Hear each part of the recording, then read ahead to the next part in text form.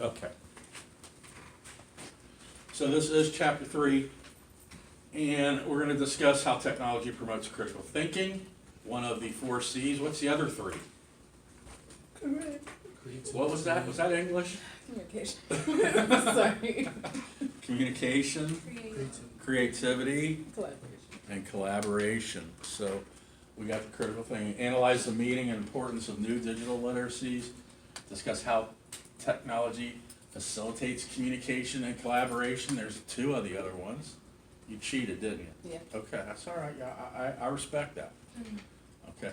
Identify how technologies enables multiple expressions of creative thinking. So there was all 4 of them. And then explain the meaning and importance of digital citizenship. So we want to think about how does technology support students becoming critical and creative thinkers? How do we do that? How can we use technology to do that? How does technology promote those 21st century literacies among students that we didn't have in the 20th century? Like just computer literacy, internet literacy, all these types of things. How does technology develop student capabilities as effective communicators and collaborators? Because those are 21st century skills that you need, and your students are going to need. How does it promote creative self-expression? Yeah. And how does technology advance students becoming digital citizens? Well, you have to be unique, powerful, and transformative. Those are the 3 main ingredients to get this ball rolling. So it says digital technologies accomplish what non-computer based materials cannot. What does that mean? It's more effective. How? And yeah, I mean, it could be more effective, but how do you think it could be more effective? Speak up. We don't have all day. It's quicker, It's quicker. more engaging for the younger minds. Why? Because our generation is more technology focused. Okay. Fast. I hope my online people heard that. So it's powerful. It has impact on schools. It's substantive and long-lasting. It alters teaching. How can it alter teaching?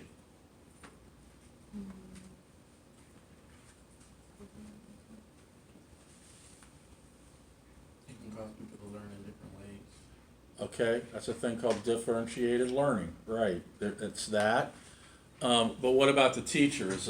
Can it alter the teacher's? The way What? you explain things. Yeah. Your So examples become possibly more.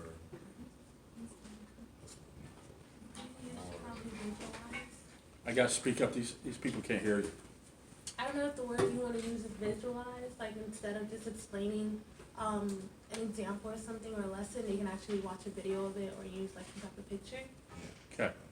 So visual learning. Okay. So, and that's great because we're going to talk about that in a second. Okay. So yeah, it's the unique, powerful, and transforming learning has all the 4 C's in it. Think critically and solve problems. Express creativity. Develop new literacies. Building digital citizens and communicating and collaborating. So we can do all this stuff a different way using technology. So, but simply adding computers or technology won't change education. Why do you think that statement's valid? It's a valid statement. Why would you think that would be valid? Because it's still gonna be teach no matter what. It's teaching no matter what, right? Because like I said at the beginning, a squared plus b squared plus c times, what is that? A squared plus b or c squared. The Pythagorean theorem's still the same as it was in the 20th century, all right? You know, nouns and pronouns and all that stuff are still the same as they were. So stuff like that's not gonna change, and adding computers is not gonna change that, okay? It can enhance it, it can help students learn it better, but it's still not gonna change those core educational foundation stuff, okay? It says technology can't remake schools, but can open new possibilities for learning. And that's what we're talking about. So Ben Franklin wrote, without continual growth and progress, such words as improvement, achievement and success have no meaning. And then some wise person said it's very important that schools look at overall data in the context of the school's goals and vision, not just technology for technology's sake. And that would be me, I said that in a paper. So, again, technology's great, but we gotta get the fundamentals down first, particularly when writing units and lessons. Okay, and I saw some of your lesson decisions, some of you are ahead of the curve, and that's great. If I gave you a smiley face, that means I really liked it. Okay, did I give you a smiley face? All right, so there you go. Thinking critically and solving problems. So again, it encourages critical thinking by this right here. Now this is Bloom's taxonomy of learning. And this is your first look at it, probably for most of you. Okay, when you start taking introduction to education and some upper level classes, this is going to be old hat to you. You're going to know Bloom's inside and out. I'm going to show you it gradually. And so it encourages critical thinking and problem solving by enabling alternate ways of thinking and acting. And it allows for multiple modes of expression. So creating would be designing, constructing, inventing, devising, evaluating, hypothesizing, judging, checking, critiquing, analyzing, organizing, structuring, outlining, integrating, applying, understand, remember, you can see. So these would all be the basis of an objective.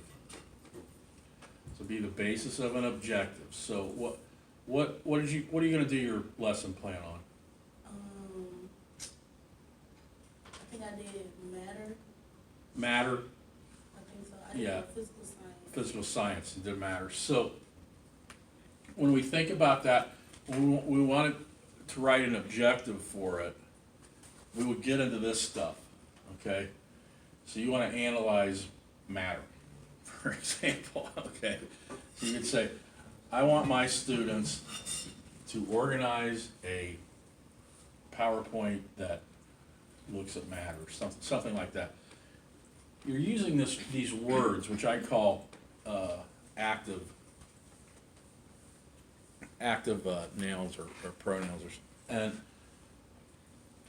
it's allowing you to say they're going to do something, because we can't. Everything has to be scored, okay, and we are measured, and we can't just say, well, my objective is students will understand how matter works, okay, because you can't measure understand. Or students will learn. Well, they'll learn, but how are you going to measure that? So you have to use these key words here, these key action words. So if you say they're going to organize something, well, you can grade them organizing something. You know, if they're going to implement something, if they're going to summarize, if they're going to construct something, design something, that's something you can measure. So we'll talk a lot more about that as the class goes on. It's a little confusing at first, but it's like algebra. Like once you get it, it clicks. You know what I'm saying? So, but this is a lot easier than algebra. Okay, much easier, and it will click much sooner. Okay. So all this stuff, yeah, allows we can do this multiple expression stuff. Okay, immersive and non-immersive games are effective tools today. First off, what's the difference between an immersive game and a non-immersive game?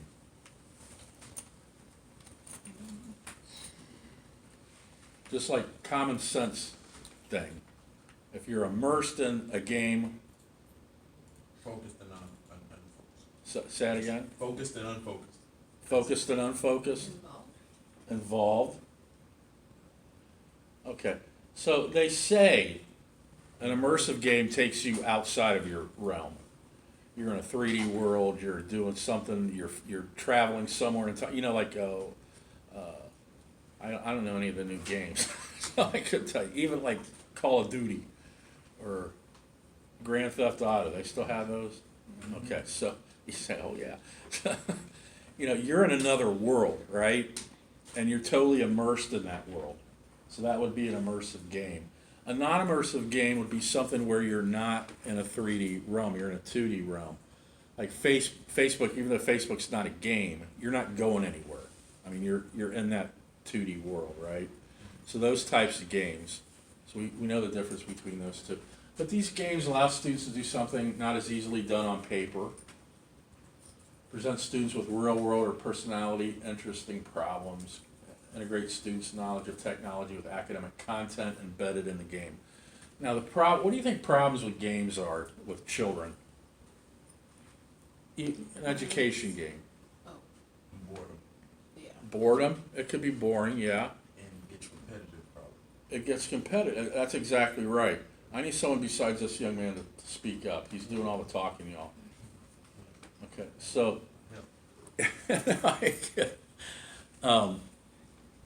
Yeah, they can get bored real easy, and they're focused more on winning than actually the content they're getting.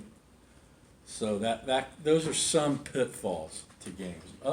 Yeah, games are great, and they do a lot of good stuff, but there can be pitfalls. What's this called again? It's a word cloud. That's right. You're going to do a word cloud. I put several word clouds in this thing. So feedback. Okay, so we can get instant feedback, and I'm not sure if I did that in this class. I did a group me poll and asked a question. I got instant feedback. Okay, I got instant feedback. My students online can't see this, but in the classroom, in the back of this classroom, there's a whiteboard back there, and there's a big computer thing. And inside there's all these clickers. Anybody ever use clickers? Okay, because you can do instant feedback on that. Oh, When you like sit at the desk and everybody Yeah. pick one and Upper meeting.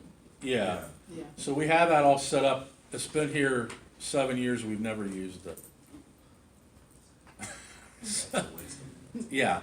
Well, it has, but it was supposed to be used for upper level and graduate work, and we just never did anything with it. So, but now we don't need it. Why? Because we got this.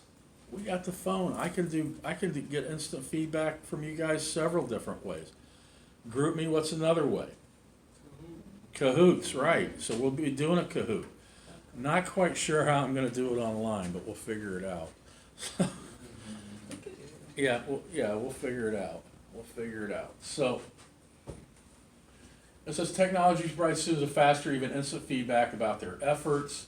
I mean, the tests, the quizzes you guys take, you get instant feedback. You take it, you know what you got on it, right? And you know what you need to work on. So it encourages learning students by allowing them to build from their successes and their mistakes. So there's all kinds of systems out here that you can buy. People want to sell you this stuff. It's all passe because we can all do it now on our phones, Turnitin.com. Turnitin. What's Turnitin? Not quite. What is It's it? like something for plagiarism checking? Yeah, it's plagiarism software. So we'll talk about that. Now my graduate students call me the plagiarism Nazi because I don't play with plagiarism, and you guys don't have to worry about it in this class or the online because I'm not going to have you write anything other than your opinions. I do reflective learning with you guys. So anything you do in here, you're going to do at least six sentence paragraph on what you thought about the project. This one coming up is going to be the learning styles assessment. You're going to do the learning styles inventory, and then you're going to get your score, and then you're going to write about it, of what you think. Okay? And we'll go on for it. We will have a plagiarism workshop, though, in this class, because it's important. Most of you are freshman, sophomore, and this is where we like to talk about it. I know I have a lot of seniors and stuff in here, and it ain't going to hurt you because you're an upper class person. Okay? Yeah. Okay. So assessing information. I've said this before. We get these you and the kids you're going to teach are you going to be bombarded with even more information. Just bombarded with it. So how do we as educators make sure that we're targeting what we want them to be looking for, number one, and that it's accurate. So we can use a CRAAP. I'm not really sure how that's pronounced, and I'm not even gonna go there. Probably correct. Yeah, okay, thank you for my video, that's really good, thank you. Okay. So, currency, the timeliness of the information. Are you looking at something now or 8 years ago? We're told on our syllabi, every syllabus that we write in the College of Ed, at the bottom you see references, right? And there's books and stuff that suggested readings. It can't be more than 10 years old, or unless it's like really historical stuff that we want you to read. But if it's just some, ham and egg book or article, you want to be topical, you want to be current. Relevance, is it relevant to what you're trying to teach? Authority, who's giving this out? Okay, is it a scholarly resource, or is it some cheesy website? Accuracy, is it reliable? Is it truthful? Is it correct to the content? And then purpose, why does it even exist? Why is it there? So there's a lot of things you can consider when you're sending your students places to get information. Okay. And this goes with the next couple of slides, I believe. Again, information literacy, identify, understand, identify, locate, and manipulate, all that stuff. It all goes back to the CRAAP thing.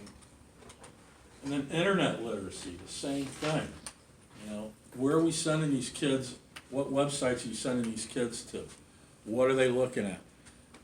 Inside the school realm. Okay. Who knows what they're looking at? But when you're dealing with them, what are you having them look at? It says reciprocal teaching emphasizes dialogue between teachers and students and may help identify misconceptions. So that's where you come in as an adult. And a kid comes up and says, yeah, look at this. And right off the top of your head, this is, probably not true. You have almost a duty to not come down on them and say, you're looking up junk. But you need to model yourself as an adult and a teacher and say, hey, this is the problem with the internet sometimes. This is a misconception, and then show them why. Show them why this is wrong. Okay. Media literacy and visual learning. You said visual, you? Okay, so media literacy entails critical thinking about all types of media from entertainment to education. So I think we all pretty much have a handle on that. And I think all your students pretty much have a handle on that. Visual learning has evolved beyond static pictures and graphs. So we have all kinds of different visual aspects we can do. If you're just showing a boring PowerPoint like this, you're adults, you're going to be teacher educators, and so most of you are anyway. I mean, this is pertinent information for you. Showing this stuff to kids is going to be a snore fest, and it's probably going to cause, chaos. When I would do stuff at the DRS, like robotics or rocketry or something, when those kids are immersed in that building and creating what they want, I have no problem with it. When I stop and say, hey, we got to look at this, I have to give you information, and I put up the PowerPoint, that's when the trouble starts with some kids, because they just do not want to deal with that. So we're going to talk about learning styles Wednesday, and for my other students online, I'll have a video about all that. And you're going to do a learning styles inventory. And we'll deal with that later on this week. There's all kinds of ways to do visual technology. I'm not going to read all this, but 3D reality, online simulations, video clips, video podcasts, the golden age of podcasts, the radio. That's what I had back in my day. had the podcast, so. But, you know, there's flight simulators out there and all kinds of simulation stuff out there that's available for you to use. Communication and collaborating, it's really, how are we gonna use technology to do this stuff? I asked you guys this before, what's the problem with group work? What do most students hate about group work? They feel like they're the only Not ones doing everybody's something. Yeah, that they're the ones that have to do all the work and the rest of the group's not doing anything or very few. But there's ways around that with technology. You can, you know, you need to assign jobs to everybody and assign the grade to them. You know, if that person's not holding their weight, then it's on them and not the rest of the group. And we can use technology to help us do that stuff. But we have to, you know, we have to key in that, you know, these 21st century skills that we keep talking about. You know, you're gonna have to collaborate with people. You're gonna have to communicate with people. You're gonna have to do group work experiences.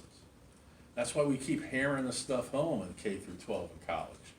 You know, because when you get out and, you know, a lot of you are gonna be teachers.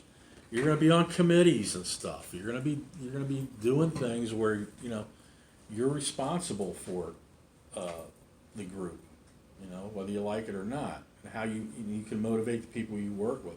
I'm on seems like a gazillion committees, okay, and some of them I chair, some of them I don't. I just sit in the committee, and you know, it's much better to be sitting in the committee, not chairing the committee. I can tell you that, but you know, we still have to do our work, you know. We're doing this accreditation thing with CAPE, right? And I'm on a committee for, there's like 5 sections on it. I'm on the 4th section. But we spread out the work between the committees. So I'm responsible for stuff. If I don't pull through, I gotta answer to that dean, you know, and I do not want to answer to that dean. I'm gonna do my work. You know, that's what I'm getting paid for, number one. But, you know, you're gonna be doing this stuff when you're teachers. There's all kinds of committees in schools, all kinds of committees in schools. Technologies that enhance communication and collaboration include all this stuff, social networks, social media. It's one of the reasons I like to use GroupMe, I like to use Facebook, I like you to make wikis, I like you to do this stuff. Even though you may not like it. You don't like that, I know. You know, you may not like it, but, you know, it's important to get this aspect of it in the schools. How many of you use a GroupMe all the time outside of this realm? Yeah, you know, you use it all the time. You know, and the Snapchats and the Instagrams and the tweets and all that stuff. By the way, you know the COE has a Twitter account, right? Yeah, so you need to go there. Okay. We can do, look at that, student-conducted online polls and surveys. So I do my survey. How many people, everybody done the survey, I hope? Yeah. Probably a few that haven't, but that's okay. So there's all kinds of stuff that we can do to help with communication and collaboration. Active learning. Okay, I told you the story. I'm doing rockets, I'm doing robots with the kids. They're building, they're engaging, they're ready. They are doing active learning, okay? And you can see the lecture, 5% reading, 10% in terms of liking it from the students. Audio visual, 20%, demonstration, discussion groups, practice by doing, teaching others. Why do you think teaching others is so high on the list there? Students teaching others, Yeah. because if they can't teach someone else, then they understand. Right, and but how do you think that makes the student feel that's doing the teaching? That they have a grasp on the subject. You think it gives them some type of fulfillment? Yeah. Yeah, exactly. So that's what that's about. Passive and active learning, it's the same thing downward, but it's passive learning is kind of up in here, and active learning is the bottom too. So, you know, look at those when you get a chance, and you know, it makes sense to you. It makes sense. Group work, cooperative learning, kind of went over all that stuff. Again, cooperative learning assign each student a specific role within the group activity. So in your lesson plans that you're ultimately gonna do, I'm gonna ask you, do you want it to be group work or do you want it to be individual? You know, and you gotta explain to me why in either case. You know, why, if you want them in group, why do you want them in group? If you want them to do individual, why do you want them to do individual? Okay, and we'll talk about that later on down the road. That's coming up. And it could be simple as, you know, I want my students, I want it to be groups, because I want my students to start doing cooperative learning. You know, I want my students to start communicating with each other. It can be that simple, okay? How many of y'all consider yourself creative? Yeah? Okay. Were you born creative? Were you born creative? Okay. So like I really like, you know, guitar players, and I see a guitar player that just effortlessly, just killing it, you know, just spot on with everything. How did that person get that way? Through their creativity? Probably practice, yeah. Practice. Exactly. Okay. We're all creative. We're all creative. Some of us are more creative than others. Okay. But we're all creative in some way, shape, or form. Okay. Very, very few people are born with, and we also think of creativity as an artist, a painter, a musician, something like that. You know, there's other ways to be creative. Okay. You're driving down the road and there's an accident. You know there's this way and that way. You're going to get creative and find someone. You know, you got $500 worth of bills, but you only got $400. Okay. You're going to get creative. How you spend that money, right?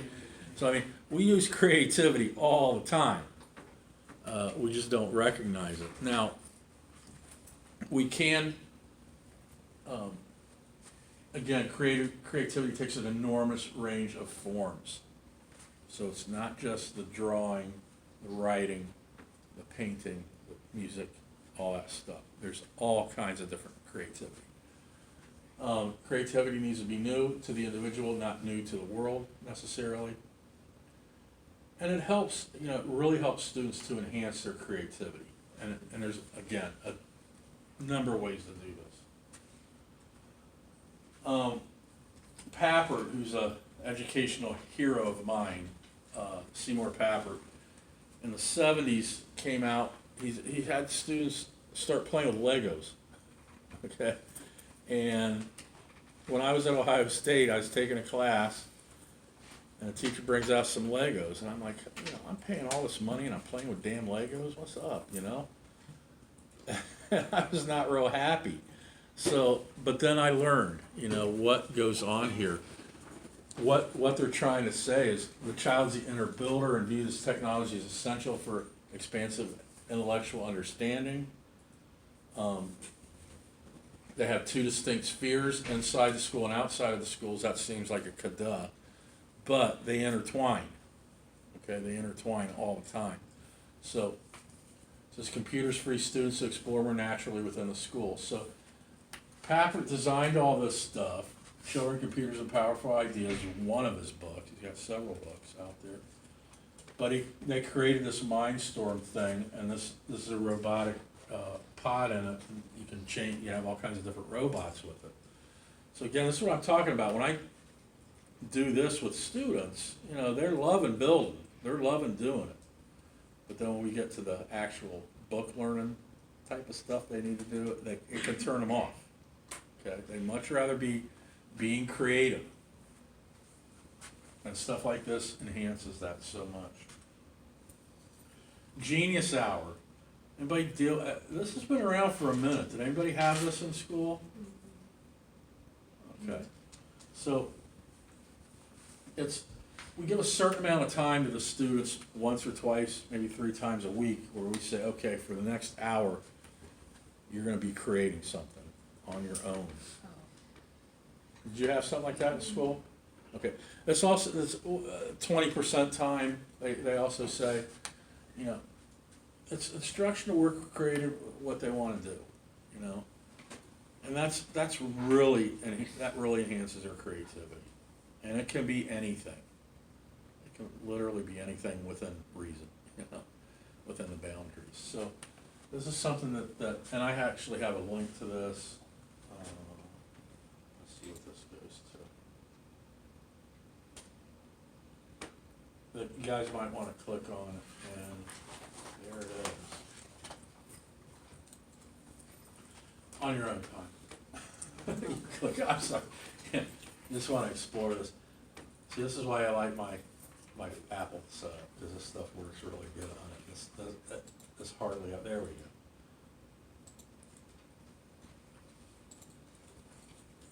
So this is a whole thing about Genius Hour and how it works and all this stuff. So you should check this out.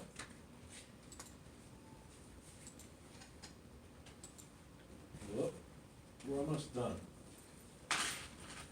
Digital citizenship. Okay, it's very important that, because students are going to have, and you as students are going to have that carbon footprint or digital footprint.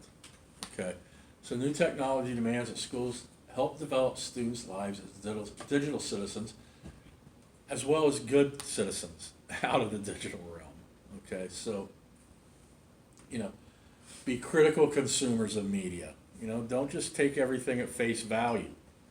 You know, I see it so much, and you probably see it too on Facebook or something else. Somebody puts something up that's just total malarkey that anybody knows, but they actually believe it, and you're like, what is wrong with you? You know, I mean, you know what I'm talking about? Have you seen this?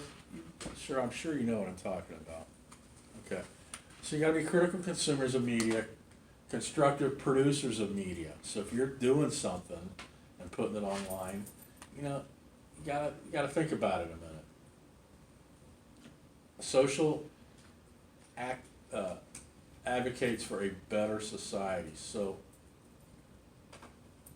all this stuff we haven't talked about cyberbullying or sexting and stuff like that, you know, and there's so much of it out there. I'm sure every single one of you has encountered one or both of these things, whether you were an active participant or not, or you knew about it, you know. So we really have to be careful of that. And the way we do that, you know, you as teachers have to model good behavior. Okay, you can't be in the classroom looking at something on your phone or leaving your phone out with you know, in a controversial dress or something like that, or you chugging booze or something, you know, that the kids can see. You got to model. I mean, you can't do it, but, you know, I look at your